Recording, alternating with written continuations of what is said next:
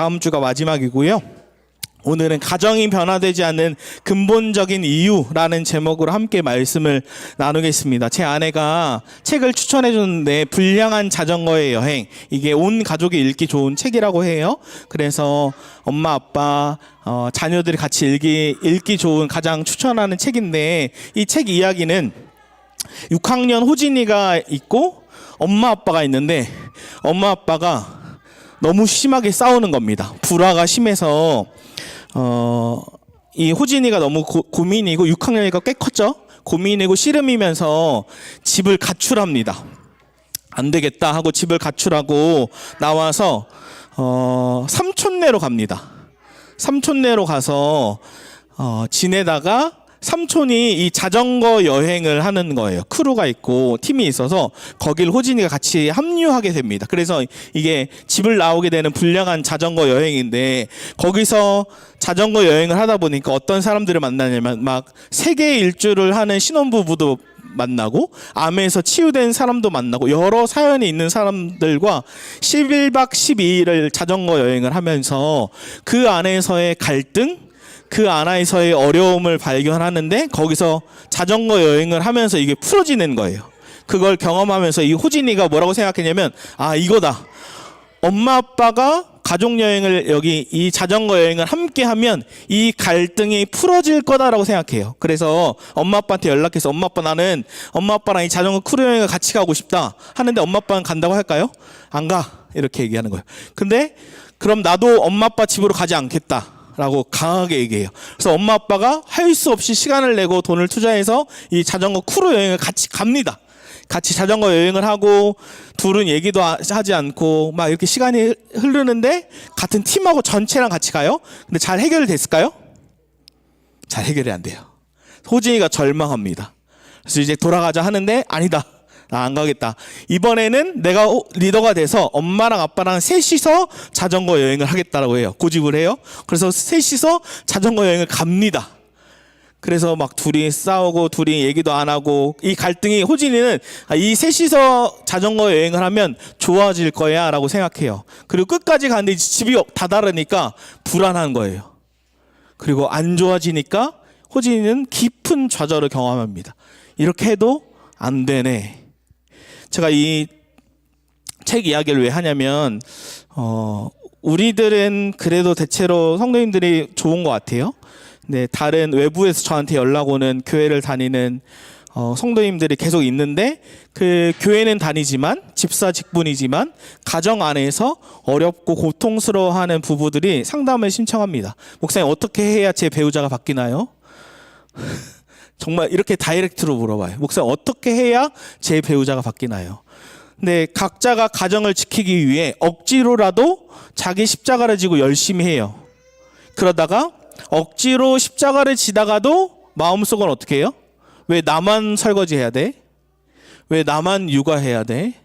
왜 나만 돈 벌어야 돼? 억지로 자기 십자가를 집니다. 오늘 본문에도 억지로 십자가를 지는 장면이 나와요. 마태복음 27장 32절인데 32절을 읽어볼까요? 시작.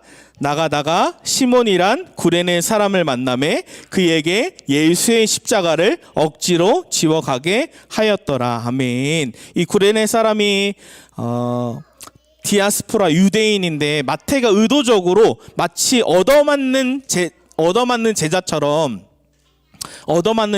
그 이미지를 보여주는 겁니다. 그러면서 제가 아까 이 책의 부모를 보면서 어떤 생각이 들었냐, 왜 이렇게 고통스러워하고 어려워할까라고 돌아봤을 때 이런 거예요. 제가 늘 강조하는 자기중심적인 아빠와 자기중심적인 엄마가 만나서 서로 대립하니까 그 가정은 어떻게 해요? 지옥 같은 가정을 이루는 겁니다. 그래서 한 명이라도 이 가정을 지키기 위해 억지로 십자가를 져요. 그런데 그것이 잘 해결되지 않지. 그러면서 왜 나만 가정을 섬겨야 되는 거예요? 왜 나만 육아를 해야 되고, 왜 나만 돈을 벌어와야 하고, 이런 골이 점점 깊어지죠. 제가 최근에 이혼숙녀 캠프 자체는 보진 않는데 영상에 올라온 걸 보니까 난리가 났더라고요. 다 자세히 보지는 않았어요. 근데 막 남편이 바람을 피고 아내가 바람을 피는데 서로를 탓합니다. 자기는 괜찮아요. 자기는 깨끗하고 자기는 괜찮은 거고 상대방만 이상한 겁니다. 이게 말하는 자기중심성이에요. 오직 나만 괜찮은 사람이야 라고 할 때 이 부부 갈등은 점점점 깊어지고 폭발합니다. 근데 우리 각 가정의 부부들이 폭발하고 자기중심성으로 가득하지 않지만 우리는 다 어떤 게 있냐면 억지로 십자가 지는 건 있는 것 같아요. 왜 나는 이렇게 해야 되지? 왜 나는 이 십자가를 져야 하지? 왜 나는 이렇게 더 헌신해야 하지? 라고 각자가 그 마음속에 억지로 지는 십자가가 있을 때 이게 나중에는 골이 깊어지면 어떻게 해요? 부부 갈등이 펑 하고 터지는 겁니다. 각자의 억지로 지는 십자가가 있는 거예요. 그러면 질문한 거예요. 어떻게 해야 우리 안에 있는 각자에게 있는 자기중심성이 해결되고 저에게도 자기중심성이 있죠. 장사나에게 있는 자기중심성이 해결되고 어떻게 해야 억지로 지는 십자가가 기쁨으로 십자가를 질 수 있을까? 어떻게 해야? 제가 이 해결의 실마리를 불량한 자전거 여행 속에서 찾게 되는데 이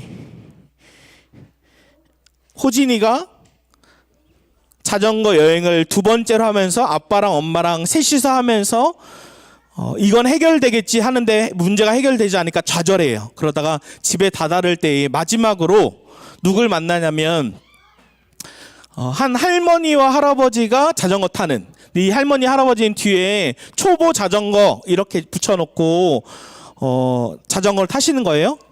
같이 쉴 때 할머니 할아버지를 보는데 이 할머니 할아버지는 너무 부부 사이가 좋은 거예요. 서로 사랑하고 챙겨주고 아껴주고 하는 걸 보면서 이 엄마가 그 노부부를 보면서 울음을 터뜨려요. 그러면서 그 자리에서 펑펑 웁니다. 그냥 펑펑 우는 게 아니라 언제까지 펑펑 우냐면 저녁이 될 때까지 그 자리에서 펑펑 울어요. 이 펑펑 우니까 누구도 우냐면 아빠도 같이 펑펑 울어요. 아빠도 우니까 누구도 우냐면 호진이도 같이 울어요. 셋 다 우는 거예요. 근데 제가 이 장면에서 왜 이렇게 울음을 터뜨렸을까라고 생각해 봤을 때 무엇이냐면 엄마는 이 노부부의 끝을 보는 거예요. 자기의 끝도 보는 거죠. 분명히 결혼은 행복해서 정말 행복한 가정을 이루기 위해 결혼했는데 나는 지금 왜 이렇지? 내 가정은 왜 이렇지? 왜 지옥 같은 현실이지? 나도 이 노부부처럼 나의 끝이 정말 행복하고 천국과 같고 사이 좋은 노부부가 되고 싶었는데 내 현실은 지금 이혼하기 직전의 상태에 가정이 어렵고 불화가 되고 힘든 거예요. 그러면서 이 엄마는 노부부를 보면서 인생의 끝을 본 겁니다. 그러면서 울음을 터뜨린 거죠. 제가 많이 얘기하는 저희 부모님도 지금 생각해보면 이혼 숙녀 캠프에 나갈 만큼 싸우셨습니다. 그 이상으로 이혼 숙녀 캠프에 나갈 정도로 싸우셨는데 그러니까 이거죠. 자기중심성으로 가득한 아버지와 자기중심성으로 가득한 어머니가 만나 그 가정이 지옥처럼 힘든 경우가 있지. 이혼 숙녀 캠프에 나갈 만했어요. 그런데 어머니가 암에 걸리니까 아버지가 그때 처음으로 마치 이 노부부의 인생의 끝을 본 것처럼 나의 인생의 끝을 본 것처럼 어머니가 암에 걸리는 순간 인생의 끝을 본 거예요. 내 아내도 이렇게 죽을 수가 있겠구나. 나의 끝이 허망할 수 있겠구나라고 깨닫는 순간에 아버지가 어머니를 섬기기 시작했고 자기중심성이 없어지기 시작한 겁니다. 우리 마태복음 27장 46절 말씀을 우리 크게 읽어볼까요? 46절 읽어보겠습니다. 시작. 제9시쯤에 예수께서 크게 소리질러 이르시되 엘리 엘리 라마 사박다니 하시니 이는 곧 나의 하나님 나의 하나님 어찌하여 나를 버리셨나이까 하는 뜻이라. 아멘. 예수님께서 십자가를 지실 때 하나님 어찌하여 저를 버리셨습니까 하면서 예수님은 십자가 위에서 하나님과 단절을 경험하는데 이건 위대한 역설이죠. 예수님이 하나님과 단절돼야 우리가 하나님과 연결될 수 있는 거예요. 그래서 팀 켈러 목사님이 이렇게 얘기하세요. 예수는 하나님 없이 죽으셨다. 우리가 하나님과 영원히 함께 살도록 하기 위해서 말이다. 주님이 죽으셨는데 왜 죽으셨냐면 우리와 영원히 함께 하시려고 예수님은 대신해서 십자가에서 죽으신 거죠. 근데 제가 질문이 생겼어요.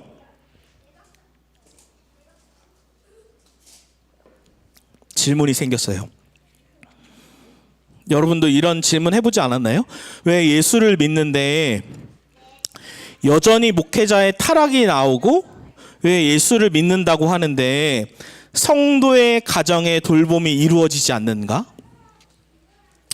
분명히 성경이 말하는 끝, 예수 그리스도의 죽음과 부활을 믿음으로 우리는 영생을 얻었는데 왜 목회자는 십자가의 복음을 분명히 받아들였고 설교하는데 목회자들은 왜 타락하고 목회자들은 왜 횡령하고 또 집사님들은 저한테 연락이 와서 왜 이렇게 가정 안에 고통스러움을 토로하는가?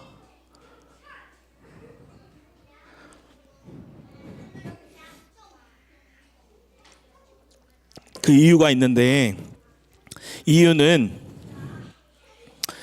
반쪽짜리 복음을 믿기 때문입니다. 무엇을 의미하냐면 예수님이 십자가에 죽으시고 부활하심으로 우리가 하나님과 이제 함께 하심을 경험한 것, 위대한 역사를 경험한 게 맞는데 동시에 예수님은 이미지를 한번 상상해 보세요. 십자가 위에서 우리에게 뭐라고 얘기하냐면 너도 가정에서 이와 같이 죽으라. 그래야만 너의 가정이 살아난다 라고 위대한 역사를 우리에게도 말씀하신 거예요. 장사나 너가 가정에서 죽어야 너의 가정이 살아날 거야. 여러분의 가정을 한번 잘 생각해 보세요. 각자의 가정을 생각해 보세요. 여러분의 가정이 지금 살아있다면 여러분의 부부 중에 누군가 하나는 죽었기 때문에 산 겁니다. 다시요.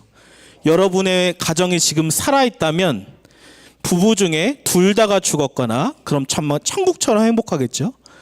아니면 한 사람이라도 나는 죽었습니다 하고 억지로라도 그 십자가를 지고 있기 때문에 우리들의 가정이 저를 포함해서 살아있는 겁니다. 남편도 아내도 마치 이혼숙녀 캠프처럼 자기 중심성으로 아내도 자기 중심성으로 살아가면 그 가정은 지옥 같은 거예요. 그러나 지금 우리의 각 가정이 살아있는 이유는 단 한 사람이라도 나는 죽었습니다 하고 살기 때문에 그 가정이 유지되는 거지. 근데 부부가 둘 다 나는 죽었습니다 라고 살아갈 때 그 가정은 천국 같은 거지. 여러분, 나는 너도 십자가에서 죽으라라는 말은 무엇이냐면 이제는 장사나가 주인, 내가 주인이 돼서 내가 왕 노릇하고 내 마음대로 너는 나를 섬겨라고 하는 것이 아니라 이제는 주인이 나에서 예수님으로 바뀐 것을 얘기한 거예요. 완전히 체인지된 거죠. 예수님이 나의 왕이셔서 내가 성경대로 가정을 섬기고 배우자를 섬기고 자녀를 섬기고 교회를 섬기는 거죠. 그 근거가 어디 있나요? 라고 묻는다면 로마서 6장 3절에 있습니다. 우리 같이 한번 읽어볼까요? 시작. 무릇 그리스도 예수와 합하여 세례를 받은 우리는 그의 죽으심과 합하여 세례를 받은 줄을 알지 못하느냐. 우리가 그 뜻을 알고 세례를 받았던 모르고 받았던 다 세례를 받았죠. 세례를 받은 건 무엇이냐면 예수님만 십자가 위에서 죽은 게 아니라 너도 예수님의 죽으심과 합하여 세례를 받은 거야. 너도 죽은 거야 라고 얘기하는 거예요. 사도 바울은 우리라고 표현하는데 그거를 개인적으로 가져와서 갈라디아서 2장 2절에 20절에 그거 말씀하는 거예요. 내가 그리스도와 함께 십자가에 못 박혔나니는 나는 이미 죽었습니다. 나의 주인은 완전히 바뀌었습니다. 내가 왕노릇하고 내 마음대로 살았지만 이제는 내가 예수를 믿는 순간 예수님과 함께 십자가에 죽었습니다. 그런즉 이제는 내가 사는 것이 아니요 오직 내 안에 그리스도께서 사시는 것이라. 이 말은 죽었다라는 건 이제 주인이 예수님으로 그리스도로 바뀌었다라는 거예요. 파트너스 예수동행 파트너스 목사님 하고 만났는데 한 목사님께서 눈물로 고백을 해주셨어요. 이 사모님이 아프신 거예요. 그냥 육체적인 아픔이 아니라 정서적인 아픔 때문에 집을 아예 나가셔서 입원하셨어요. 몇 년 동안. 그러니까 이 목사님이 자녀가 6명이에요. 또 많아요. 자녀를 혼자서 6명을 돌보고 목회를 돌보고 하니까 목사님이 너무너무 힘든 거예요. 그러다가 뭐 어떻게까지 생각하냐면 왜 내 아내가 아파서 난 이렇게 힘들까라고 사모님을 향해 원망했다라고까지 얘기했어요. 그러면서 이 목사님이 설교도 하셨기 때문에 제가 말씀을 드려요. 그러면서 목사님이 뭐라고 고백하셨냐면 간증문처럼 그냥 읽으셨어요. 뭐라고 읽으셨냐면 제가 죽고 싶었습니다 라고 얘기합니다. 그러면서 주님께 기도할 때 이 목사님이 뭐라고 기도했냐면 하나님, 저는 실패자입니다. 아내에게도 실패자이고 자녀들에게도 실패자이고 성도들에게도 실패자입니다. 이 목사님이 담임 목회를 하시는데 담임 목회도 내려놓으려고 하셨어요. 그렇게 주님께 저는 실패자입니다라고 기도하는데 주님이 이 목사님을 향해 네가 왜 실패자냐? 실패자는 불순종한 사람이 실패자다. 너는 순종하여 끝까지 아내를 사랑하였고 끝까지 자녀를 사랑하였고 끝까지 성도들을 사랑하였으니 너는 내 안에서 성공한 자다라고 얘기해 주시는데 이 목사님이 울음을 터뜨리며 뭐라고 기도하셨냐면 하나님, 제가 이제 정말로 죽었습니다. 이제는 진짜 예수님만 나의 왕이시고 예수님만 나의 신랑이십니다라고 자기의 죽음을 정말로 믿음으로 고백하면서 그걸 버티시는데 그 고백이 터져 나왔다고 얘기해 주셨고 이번 11월에 4년 만에 사모님이 돌아오신 거예요. 집으로 돌아오셨고 이제 사모님이 아이들과 가족들을 섬기겠다. 이 사모님이 없는 사이에 아이가 7살 막내 딸이 같이 우울증을 경험하는 거. 엄마가 부재이니까 너무 고통스럽고. 이걸 목사님이 어떻게 해줄 수가 없었는데 엄마가 돌아오는 순간 이 아이가 회복되더래요. 그때 정말로 나는 죽고 내 아내 왕으로 살 때 너도 가정에서 이와 같이 죽어야 가정이 살아난다라고 그 말씀이 그대로 자기의 삶의 실제가 되고 사모님이 돌아오셔서 회복하셨는데 너무너무 감사하다고 나눠주셨습니다. 여러분 꼭 기억해 주시겠어요?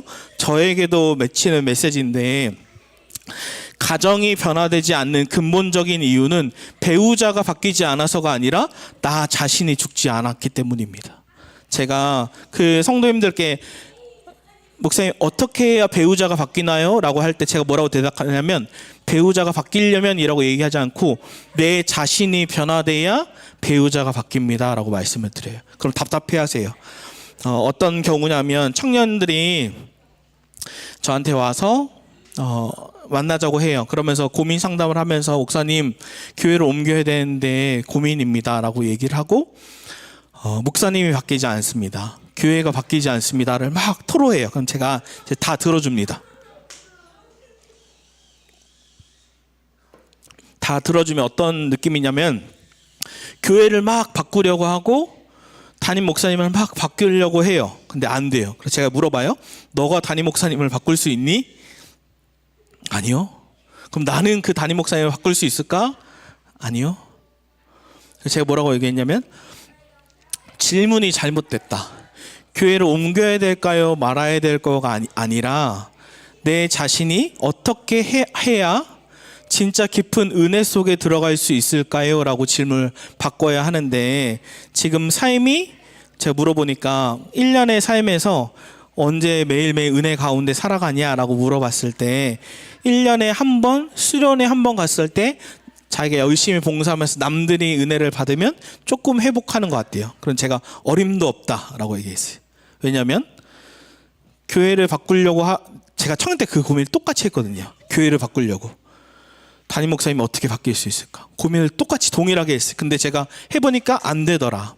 그러면서 너가 결혼을 하고 가정을 이루면 그 가정은 훨씬 더 어려울 거야 라고 얘기했어요. 그러면 제가 뭐라고 얘기했냐면 순서가 바뀌었다고 얘기했어요. 그 친구는 교회가 어떻게 바뀔까요? 나중에 결혼하면 가정이 어떻게 바뀔까요? 그 배우자 집사님들이 저한테 통화해서 전하는 게 이거예요. 어떻게 해야 가정이 바뀔까요? 이 질문 자체가 틀렸다. 내가 바뀌어야 가정도 변화시킬 수 있고 내가 바뀌어야 교회도 바뀔 수 있다가 제가 청년 때부터 고민했던 씨름이에요. 그걸 지금 실현하고 있는 거예요. 제 장사나가 그러니까 가장 먼저의 대상이 전 거예요. 제가 변해야, 제가 죽고 내 안에 예수로 살아야 아내가 변하고 아이들이 변하고 교회가 변하는 거지. 이렇게 두 번째 질문을 할 수 있어요? 목사님, 배우자가 개차반인데 그래도 제가 죽어야 하나요? 여기에는 개차반이 없어요. 걱정하지 마세요. 이렇게 생각할 수 있기 때문이에요. 진짜 완전 변하지 않는 배우자가 있을 수 있죠. 그럼 제가 두 가지로 대답하고 싶어요. 제가 정말로 개차반까지는 아니지만 아내에게도 사모님들이 많이 연락이 와요. 그럼 1대1로 만나고 하는데, 그러니까 저는 쉽게 생각하면 저랑 같은 성향의 사모님이면 그냥 그것만으로 제가 결혼했으면 힘들었을 것 같아요. 저도 민감한데 제 아내도 만약에 민감했으면 저는 힘들었겠죠. 근데 민감한데 다루어지지 않으면 더 힘들어요. 민감한데 다루어지지 않으면 더 힘들어. 너무 힘들겠죠. 근데 제가 뭐라고 얘기하냐면 제가 첫 번째로는 내가 변화야 배우자가 변한다. 이걸 언제 경험했냐면 제가 예수님과 동행하는 것을 깨닫고 일기를 쓰면서 연애 때부터 했던 것 같아요. 아내에게 예수 동행 일기를 같이 쓰자. 근데 아내가 성품이 좋으니까 바로 썼겠죠? 안 썼어요. 어림도 없지. 그래서 제가 계속 설득해도 아내가 같이 안 하는 거예요. 그래서 제가 어려웠어요. 근데 제가 깨달았어요. 결혼하고서 장사나가 가정에서 변해야, 진짜 예수님과 동행한다고 말만 하는 게 아니라 진짜로 변해야 내 아내도 변화되는구나 하고 제가 제 삶이 먼저 변하기를 집중했어요. 그러니까 아내가 5년 만에 예수동행 일기를 같이 썼어요. 이 말은 뭐예요? 5년 동안 저를 지켜본 겁니다. 네가 말로만 설교로만 할 건지 진짜 삶으로 예수님과 동행하는 걸 가정에서 보여줄 건지를 지켜본 다음에 진짜 편하네 하고 아내가 같이 쓰기 시작하는 거예요. 그러니까 내가 먼저 죽어야 가정이 변합니다. 두 번째, 그럼에도 불구하고 변화되지 않는 배우자가 있을 수 있습니다. 개차반인 경우 절대 아내가 변해도 남편이 변해도 배우자가 절대로 변하지 않을 수 있어요. 헤어질 수도 있어요. 전혀 변화되지 않을 수 있어요. 그러나 저는 확신하는 건 한 사람의 부모가 정말로 죽고 내 안에 왕으로 살아갈 때 내 자녀들은 나의 한 사람의 신앙이 내 자녀에게 반드시 전수됩니다. 마치 교회의 끝자락이로도 아이들이 잡고 있을 거예요. 부모 한 사람이 배우자가 개차반이어서 변하지 않아도 부모 한 사람이 나는 죽고 내 안에 예수로 정말로 믿음으로 살아갈 때 부모에게 있는 신앙이 자녀에게 반드시 전수되고 이 자녀가 방황하고 어려울지라도 이 자녀가 그 교회의 끝자락을 끝까지 포기하지 않고 갈 수 있는 이유는 한 사람의 부모가 정말로 신앙인으로 살았기 때문에 반드시 영향을 준다는 겁니다. 그럼 결론을 짓습니다. 어떻게 해야 나는 죽고 내 안에 예수로 살 수 있는가? 어떻게 해야? 이거는 마음 하나만 바뀌면 됩니다. 정말로 나는 이미 죽었습니다라는 건 무엇이냐면 장사나의 주인이 바뀌어서 이전에는 제 욕망대로, 제 정욕대로, 제 욕심대로, 제 기분대로 살다가 이제는 정말로 죽어서 하나님 이제 나는 죽었습니다. 내 안에 주인이 예수님이 나의 왕이십니다라고 살 뿐만 아니라 사도 바울이 얘기하는 장사나 안에 죄성들이 나오겠죠. 매일매일. 매일매일 나오겠죠. 근데 사도 바울이 얘기하는 나는 날마다 죽노라 라고 얘기한 것처럼 그 말은 매일매일 예수님으로 붙잡는 거지. 그래서 내 주인은 바뀌었어 하면서 나는 죽었습니다. 내 안에 왕이 사십니다 라고 고백하는 겁니다. 근데 제가 이 말씀을 준비하면서 이게 너무 구호 같다. 그냥 외치는 꽹과리 같다라는 생각이 들었어요. 그러면서 기도하면서 하나님, 이게 어떻게 장사나의 삶에, 성도들의 삶에 실제가 될 수 있겠습니까? 라고 기도하면서 고민할 때 한 단어였어요. 왕이 내 안에 계심을 먼저 믿으라였어요. 다른 성도들에게 믿으세요라고가 아니라 장사나 저 자신에게 하나님이 왕이 너 안에 계심을 먼저 믿으라. 그때 제 반응은 무엇이냐면, 주님, 제가 믿겠습니다 였습니다. 제가 이 한 주 동안 계속 씨름했던 단어가 먼저입니다. 사나야, 네가 왕이 너 안에 계심을 먼저 믿으라. 그때 주님, 예 주님, 제가 믿겠습니다 라고 고백했습니다. 제가 요거를 왕이 내 안에 계심을 먼저 믿으라 라고 읽을게요. 여러분들이 주님, 제가 믿겠습니다 라고 같이 화답을 해주시겠어요? 3번 해볼까요? 시작. 왕이 내 안에 계심을 먼저 믿으라. 주님, 제가 믿습니다. 왕이 내 안에 계심을 먼저 믿으라. 주님, 제가 믿습니다. 왕이 내 안에 계심을 먼저 믿으라. 주님, 제가 믿습니다. 우리 같이 찬양하고 기도하겠습니다.